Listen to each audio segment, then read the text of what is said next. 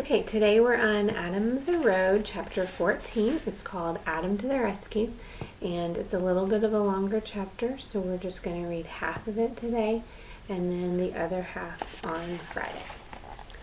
The sound of horses' hoofs behind him made him scramble off the road again to hide behind a big clump of ferns in the ditch. When he saw that it was only a couple of chapmen with their small trunks fastened behind their saddles, he jumped out and called to them, "Hi, stop! There's been a robbery, and I want to find the sheriff." At the word robbery, they turned pale, whipped up their horses, and galloped away, leaving Adam standing in the road looking indignantly after them. Does anyone know what indignantly means?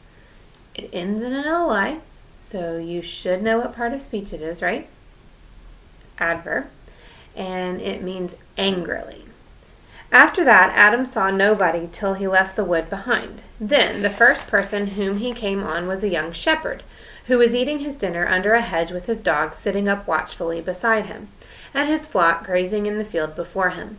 Because Adam spoke the northern dialect and the shepherd an extreme southern one, they had trouble at first in understanding each other. The shepherd thought that Adam wanted something to eat and offered him some bread and salt herring. Adam sat down cross-legged on the ground beside the strong young man with the kindly brown eyes, and had first a drink of clear cold water from the stone jug, then, a little hesitantly, some of the fish and bread. There seemed to be plenty of it, and he was very hungry. Between mouthfuls, gesticulating with his hands and going back to find other expressions for words the shepherd did not understand, he told his story. "I want to find the sheriff," he finished. "If we go back quickly enough, maybe we can catch the robber knight and rescue poor Don William so he can take his things to the fair after all." "I don't know where the sheriff is," announced the shepherd, "but Sir Adam Gurdon is bailiff. He'll be your man. He's hot against robbers. His father was an outlaw knight himself, almost 30 years ago it were, my grandam told me, and he frightened all of the countryside from Farnham to Alresford. Then the king, but he was the Lord Prince then, challenged him to single combat, and they fought each other to a standstill. Prince Edward had a band of men with him, but he wouldn't let them help. So he and old Sir Adam shook hands, and Prince Edward became king, and made old Sir Adam bailiff of Alton, and now his son, young Sir Adam, is bailiff after him, and keeps the country clear of robbers. My name is Adam too." The shepherd made a joke. His eyes crinkled first, and then his mouth twisted at the corners. "Look out for apples," he said, and burst out laughing. Does anyone get the joke? He's joking about the very first Adam, when Adam and Eve ate the forbidden fruit. We don't really know if it was an apple, but we do know that they ate the forbidden fruit. Adam smiled politely, though the joke was no new one to him. Adam, father of us all, the boys used to call him at St. Albans, and it was considered endlessly funny to offer him an apple. "It's the forest that gives them a chance to get away," said the shepherd, returning to the robbers. "You say he was a knight. Did you notice his bearings?" "He hid them all except his crest. That was a leopard." The shepherd shook his head. "Sir Adam will know. He's lord of the manor there. This is his demesne land and his flock, and I'm his shepherd. The village over yonder belongs to him. You'll see the manor house beyond the church. Go tell him what you saw, and don't let the steward put you off. It's harvest time, and he'll be in a tizzy over it." Adam thanked the shepherd for his dinner and got up to go. "Have you seen a minstrel pass this way?" he asked. Adam thanked the shepherd for his dinner and got up to go. I just read that. "Have you seen a minstrel pass this way?" he asked. "There's many a minstrel passes this way. I don't pay much heed to them. A lass in the village told me there was one by with a dog that could walk on his hind legs like a little man." "When was that?" Adam interrupted eagerly. "I don't remember. 2-3 days ago." "Was it a red spaniel?" "Bless you, lad, I didn't see him. The lass said she wished she had one like him, but I gave her a kitten instead. Pure white it were, with blue eyes and one black paw. She was pleased. Liked it better than a dog, she said." Just like a girl, thought Adam coldly. 2-3 days ago, Jenkin and Nick had passed this way, and some girl would rather have a kitten than Nick. The wind blew softly over the field and stirred the bracken around a rock.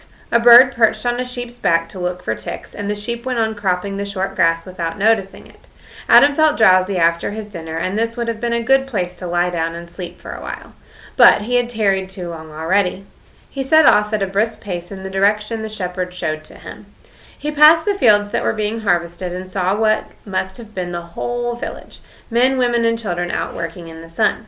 Some cut the grain with long scythes, some followed behind and bound it into sheaves. Some piled the sheaves into great wagons. Franklins with rods in their hands walked among them, seeing that they were doing the job thoroughly, and that all of the grain went into the wagons.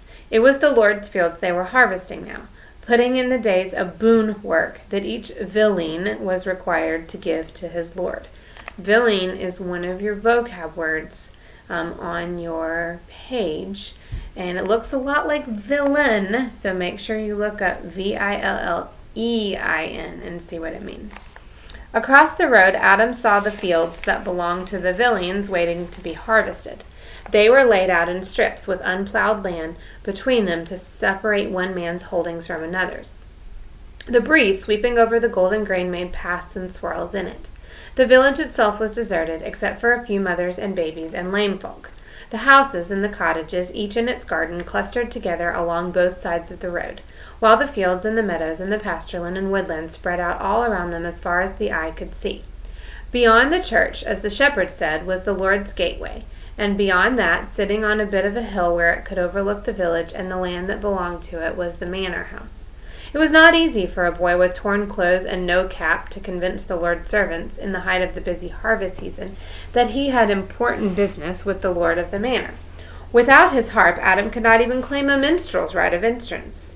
Determinedly, he stood his ground with each one he met, with porter and with usher and with steward, and found that if he repeated the words robber knight often and clearly enough, he did eventually get passed on from one man to the next in order. It was mid-afternoon, and the church bells were ringing for evensong, before he finally went through to Sir Adam, who was in his counting room, conferring with his reeve about the harvest. The reeve had a notched tally stick, on which he was figuring this year's yield, and the knight had a parchment roll, on which was written last year's score, and between the two they were growing each minute more mixed up and cross. "Well, what is it, boy?" snapped Sir Adam. He was a powerfully built young man, much less handsome than his own shepherd, but with the habit of authority. "Please, Sir Knight, are you the bailiff?" said Adam respectfully. "Yes," answered the knight, "I am. What then?" "Can you catch robbers and put them in a dungeon?" "Yes," Sir Adam smiled, as if he had not quite meant to. "I can. Have you got some robbers?" "Yes," said Adam, copying the knight's style, which he admired. "I have. At least we can get them if you hurry. They're up the Farnham Road in the forest. They took Don William of Dover and his pack horses and his servants, but I got away. There were 5 of them, and the leader is a knight. He has painted over the charge on his shield, but his crest is a leopard." Sir Adam and his reeve exchanged looks. Both stiffened to action. "What did I tell you?" said Sir Adam to the reeve. "That's de Rideware, without a doubt. I've suspected him this long time." "You're sure of the crest, boy?" "A leopard rampant," repeated Adam firmly. Sir Adam began to snap out orders. "Call Walter. Tell him to bring my hauberk and sword. Have Gerald get horses. You go yourself and collect me men with crossbows. We ride at once." So tomorrow we'll finish chapter 14 and see if Sir Adam and his men are able to catch the robbers. And of course, if Adam ever finds his father and Jenkin and